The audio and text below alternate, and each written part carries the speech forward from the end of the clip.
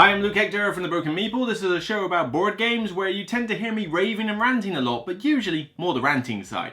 We'll get on with the show in just a minute, but first, the sponsor of this video would like a quick word. As gamers, we find it hard to deal with empty shelves, some worse than others. You therefore want a supplier that has what you need at affordable prices and delivers on time. For me, that supplier is Kennerspiel. They offer a discount on bulk purchases as well as a point scheme for future acquisitions down the line. If there's a hot title you're after, chances are Kennerspiel's got it. Wingspan? Mine. Arc Nova? Mine. Eclipse? Actually, I hate that game, it's terrible, but you might like it. If you use the referral link in the description below and sign up for a new account, you'll get 5% discount on your first order over £60. So let's make gaps in your collection a thing of the past. Get down to Kennerspiel and start saving today. Thank you for listening and enjoy the rest of the video. Get on with it. We're jumping on the awards train today. This is Daybreak from Matt Leacock and Matteo Menepace. I hope I pronounced that right.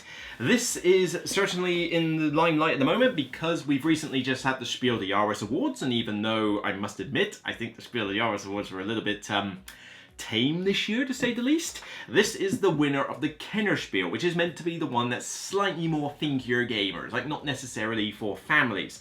This is from Matt Leacock, and the game likes to remind you of this because, and I'm starting to get sick and tired of this whole pretentiousness with Matt Leacock's name, from the creator of Pandemic. And I'm his friend Jesus. Yeah, we get it. You made a game that was popular God knows how many years ago called Pandemic. You have to, like, remind us of this every time you make a game. That's not going to suddenly make the game fantastic just because you made another game. How dare you!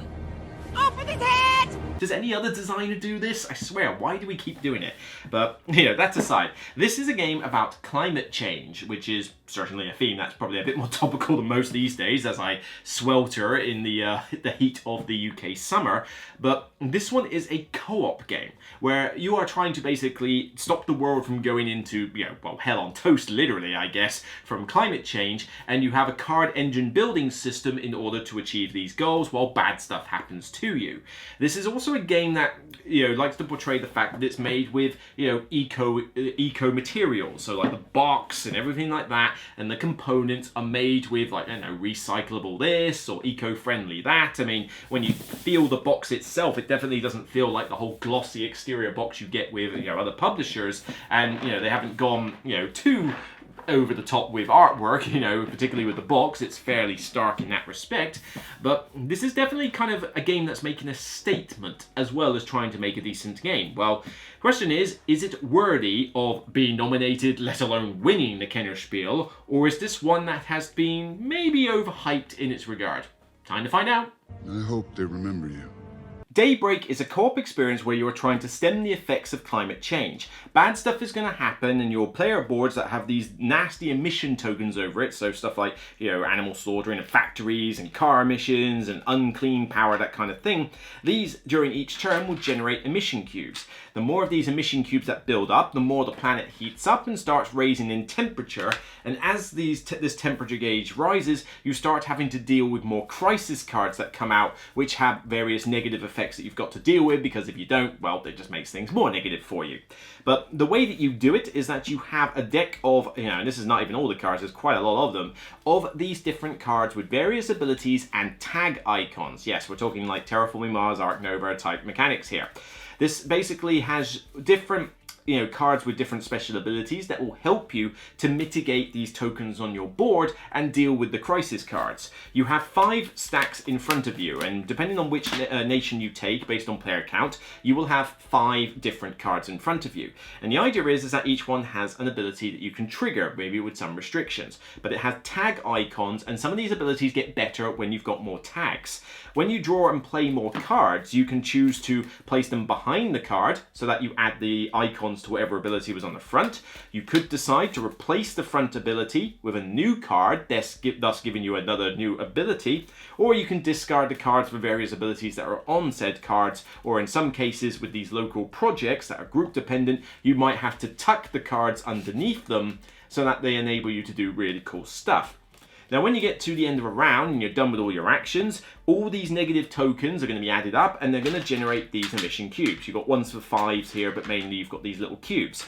Various other tokens on the board, like trees and little ocean pieces, will suck up and absorb some of those emissions naturally, and you might be able to add more of these tokens as the game goes on, but any that are left over will collect in this little bar down here, and once you fill up the entire bar, add another one of these bands on, and it just makes the crisis cards and the effects worse. Because one of those effects is to roll this kind of global disaster dice, which is things like the loss of the Arctic Sea, deforestation, change in major weather systems. You roll it, you add you move the token along the space. So for example, I'll get the Arctic one here. And when it moves along, it'll have various triggering points. That means some other negative effect happens. The idea is that you've got to keep this advancing as slow as possible so that by the time the 6th round has ended, you've managed to get the game to a situation where you produce less emission tokens then, you know, all the bad stuff happening. So, you know, you essentially have enough to absorb all the emissions that get created and nothing contributes to climate change. Soon as you reach that peak, or that sort of milestone, then you just basically have to survive until the next bunch of crises are done, and if that's the case, you all win the game. If you get to the end of round 6 and you haven't finished the game in a positive way, you die. If this temperature gauge gets all the way to the top, you die. If you're forced to add too many of these community unrest tokens to your board because of various crises that you haven't been able to solve, you die. There's plenty of ways for things to go to pot. It wouldn't be a co-op game if it didn't.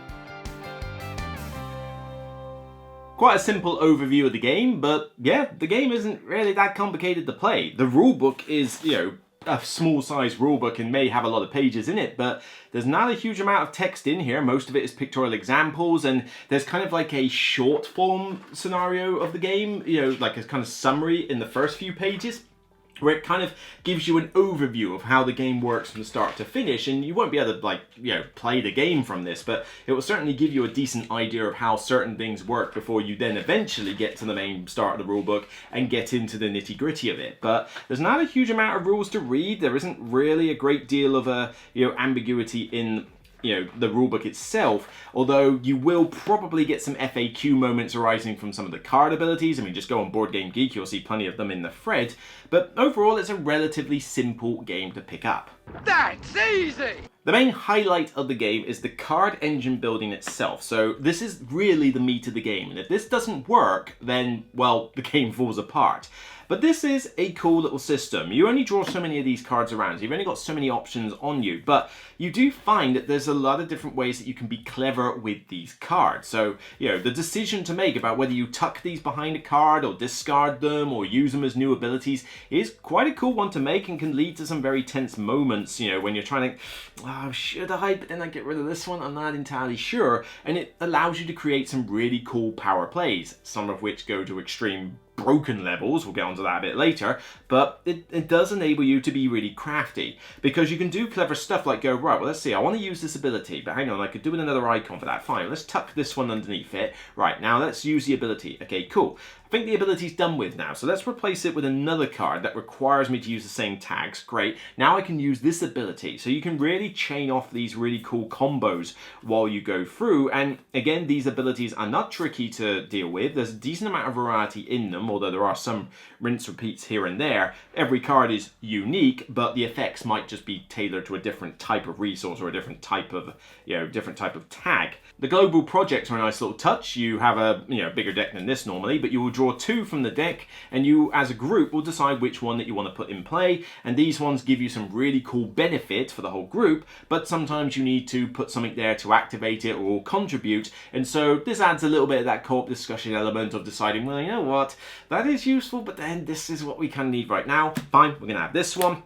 And so as the game progresses, you'll have more of these out, and you can use these abilities to help you as well. But I like the fact that you have got these different effects that will turn up and make each game feel a little bit different as to how it's going to play out. And you get a good amount of variety with these cards as well. As I said, this is not even the whole deck. There's probably at least another, like, you know, twice as many cards as this. So you do have a lot of variety throughout each game, and you will not go through the deck at all. You're going to not see a huge amount of these in each game, so you'll get some new stuff in. I mean, I'm pretty certain that if I played this game again now, I would actually have some cards that I've not seen before, potentially. Although, there are some rinse repeats, so I expect that's only going to last so long.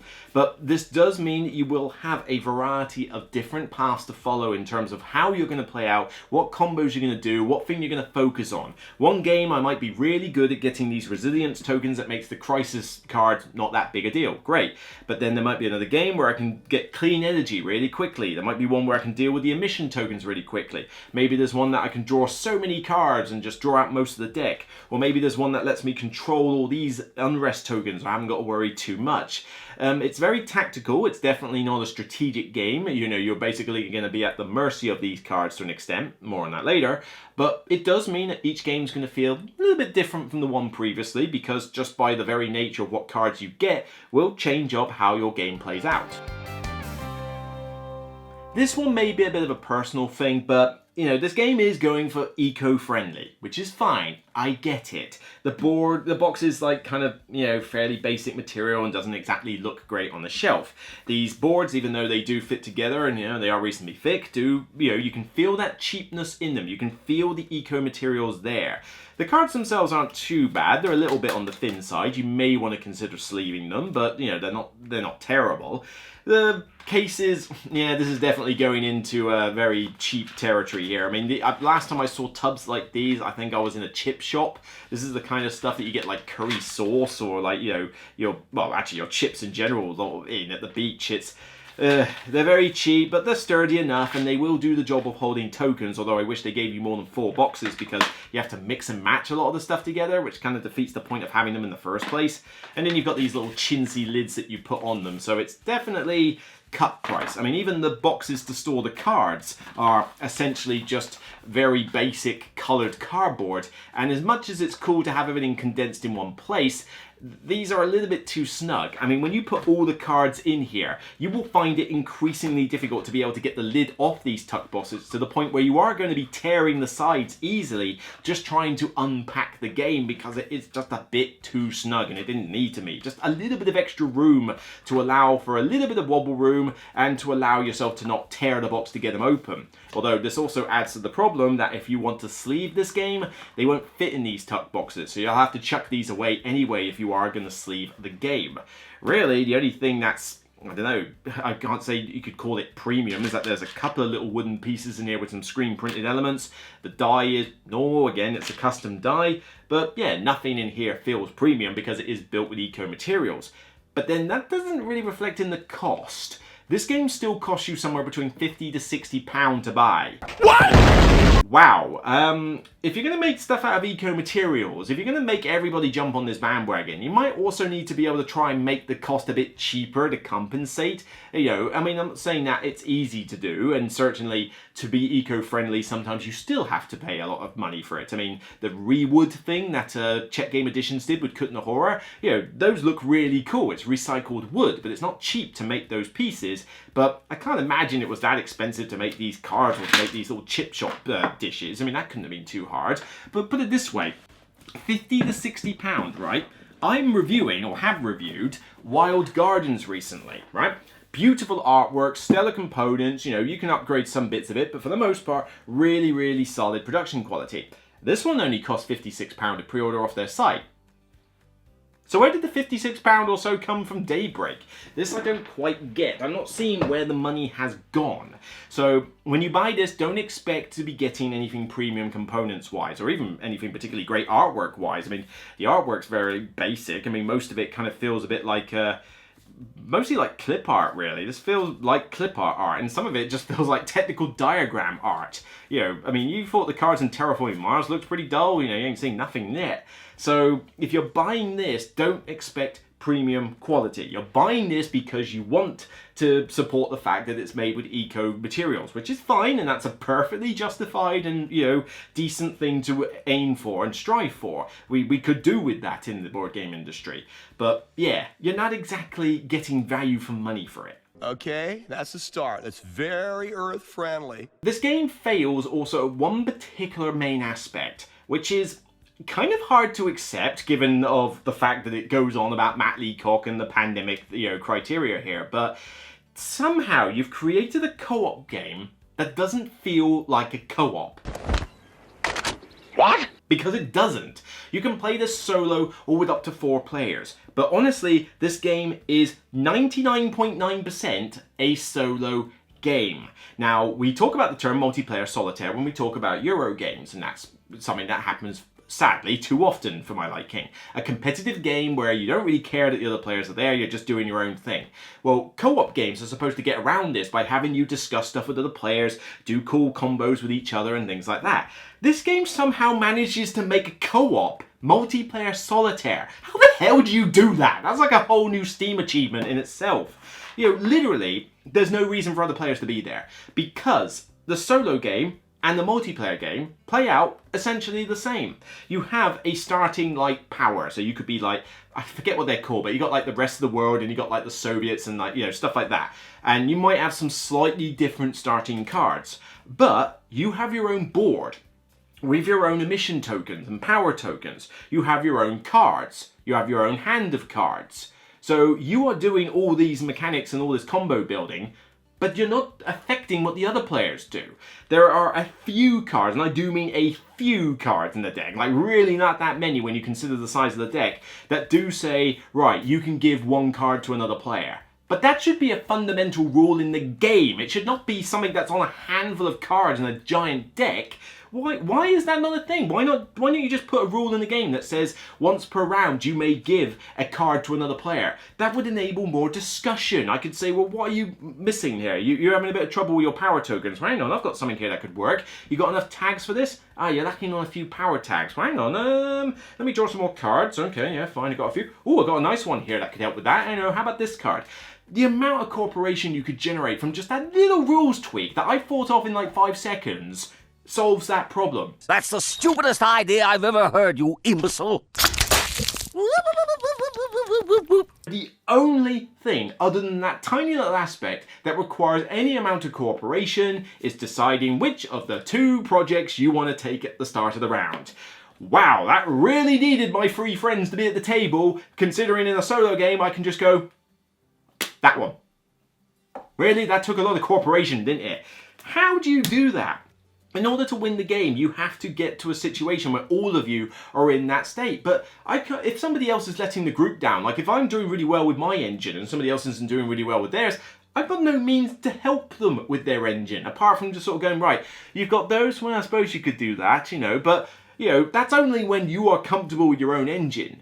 During the game, I've got too many combos and too many things with cards to do here to start thinking about your entire engine for you. So you have to just basically trust that they know what they're doing and let them get on with it. How does that make this anyway a co-op game? It just feels like this was a solo game and then they kind of stapled 2 to 4 players on the backs just to make it sell more. Merchandising. But that's not even the worst problem. I mean, that is a flaw with the game for sure, but I thought, okay, fine. I accept that this is a solo game. I'm just going to play it solo. I like the card engine building system. We'll go with that. This will be pretty solid. Oh dear. This game. Now, a lot of these solo and co-ops do have a luck element involved. Certainly there's going to be luck of the draw with the cards, and it will have some influence over your game. Even the original Pandemic still could hose you just by bad draw of the infection cards, no matter how well you puzzle out the rest of the game. This game, though, wow.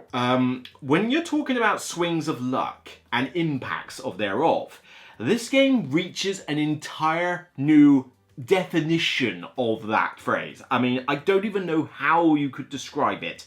It's just so swingy. And if you don't believe me, and believe me, the die-hard fans of this game will have you believe that this has got so much extra depth and strategy and all this stuff in the game. And yeah, it's not devoid of depth, okay? You do have cool combos that you can pull off with these cards. This engine building bit is fun, and it certainly is the crux of the game.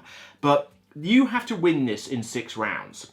Normally, you would expect that you would get to maybe round 4 minimum, probably round 5, 6, and it's down to the wire, and then you get away with it.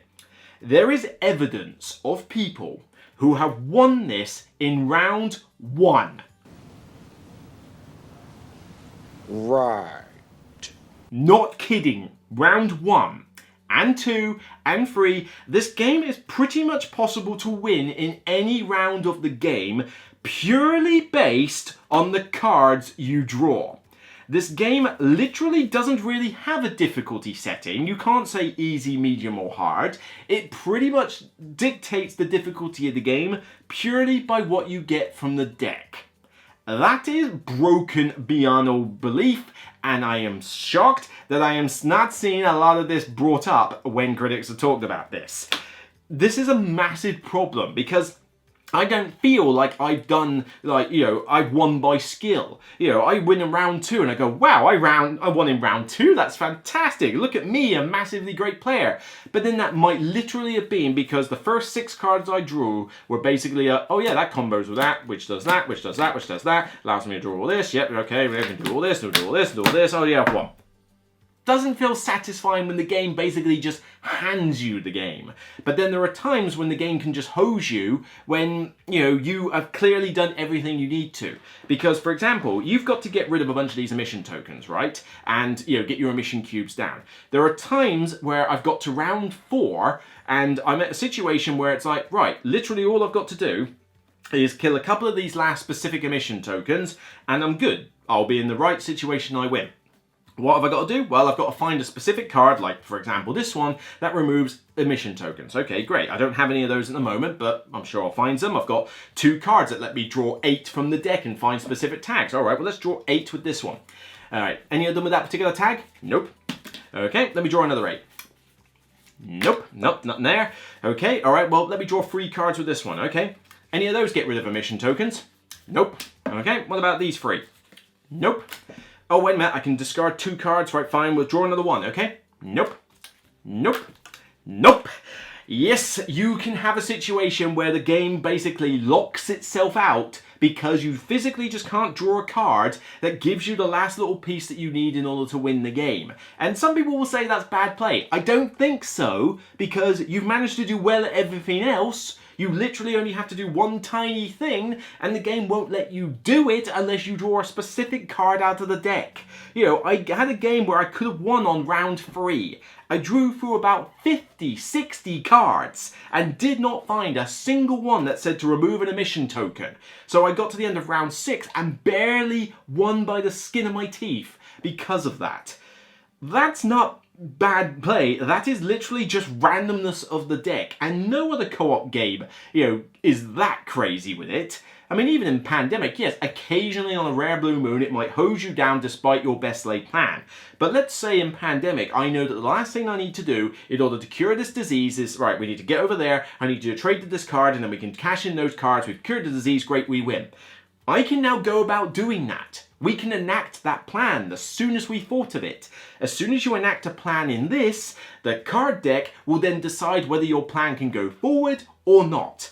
It's just too random. And as much as I do enjoy this card building system, the fact that I can win the game on any of the 6 rounds purely by card draw just kills any sense of skillful play or any sense of, any sense of achievement. I don't feel like I did well if I got a round 1 win. And yes, I haven't had a round 1 win. I did have a round 2 win. And at first I wasn't winning at all because I got a particular rule of the game wrong. You're not supposed to discard the resilience tokens, and I missed that rule. And I thought the game was impossible, and it certainly is if you get that rule wrong. But the fact that once I got that rule right, suddenly the wins just kept coming through, and there are some people that will claim this game's impossible and some people that claim it's too easy. I'm definitely leaning on the side that it is too easy, but again, it's too easy because the deck can literally just give you the game.